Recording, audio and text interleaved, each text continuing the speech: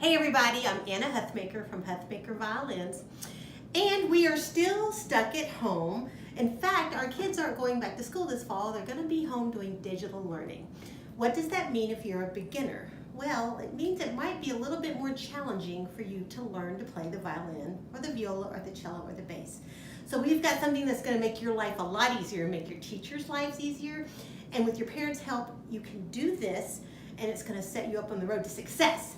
What I'm talking about is finger tapes, putting finger tapes on your instrument. Now, a lot of times if you're going to rent your instrument somewhere, they'll do this for you. You can certainly ask them.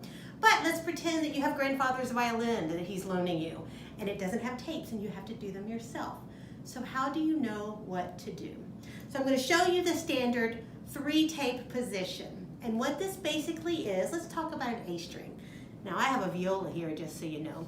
So on the A string, we're going to put a tape where your first finger B goes, your second finger C sharp, that's a high second finger, and your third finger D. With those 3 tapes, you can do anything in the world. But how do you know where those tapes belong?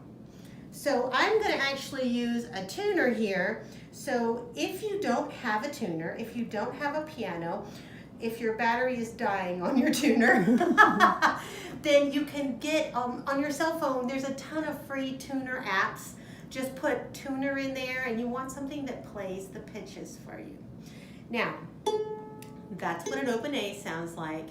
And I know, now I'm a terrible singer, so don't run screaming from your computer, but I know if this is an A, bum, then bum is a B. Now, you would actually do that on your tuner, play the pitch, and you would put your finger down, and you're going to move it around until it matches the pitch on your tuner. And then take a pencil and draw a little line. Now, we're drawing this on the fingerboard. It's not going to hurt the fingerboard in the slightest, but it's going to tell you where the tape goes. And I'm going to go ahead while I'm here, and I'm going to find the C sharp and the D. Now, I've done this about 1,000,000 times, so for me it's pretty fast and pretty easy. If you have to take a little bit slower time because you're matching the pitch to your tuner, that's fine. That's fine. Once you do it, they're going to be set for months and months to come. So, can you see my 3 little pencil lines? Now, what kind of tape do you use? You never, ever, ever use masking tape. You never, ever, please, I'm begging you, don't use Scotch tape. It's the worst. We have found the best stuff. You can get car pin striping. You can get these tapes. We bought ours, a bunch of them off Amazon. They come in all kind of fun colors. And today we're going to use red tape because it's visual. You'll be able to see it on the screen. Now, I know for a fact I cut this a little short, but I'm going to use it to show you. So what you want to do, and if you'll come a little closer with the camera, you're going to take your piece of tape and slide it under the strings all the way up to where that first pencil mark was. And you might want to double check yourself. It sounds just a little bit high to me, so I'm going to adjust it just a little bit. I pushed it down. That wasn't very smart. And then you're going to wrap it around the back. This tape is good because it's a little stretchy.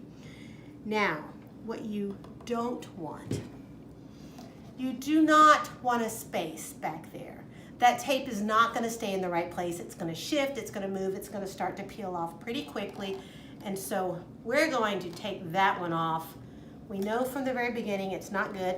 If you notice, it's easy on, easy off. I haven't hurt a single thing. I have a longer one here. Ooh, I have a really long one here for the cello, so let's do this one. So let's try this again.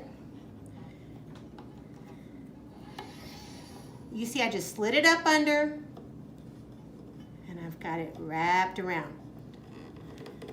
And you can see it goes all the way around the back. Now, I'm just going to do this 3 times. And here's the thing, that's the standard fingering that you find on beginning instruments, but your teacher may have different ideas. Your teacher may want 4 tapes, they may want 5 tapes, they may want some shifting tapes. And when you're done, you're going to have these nice marks to tell you exactly where your fingers should go. We're not going to use that tape, that was a little too short. But you see, And when you're on camera and your teacher's watching you, even if they can't hear you because you've had to be muted, then they can see whether or not your hand is set up correctly.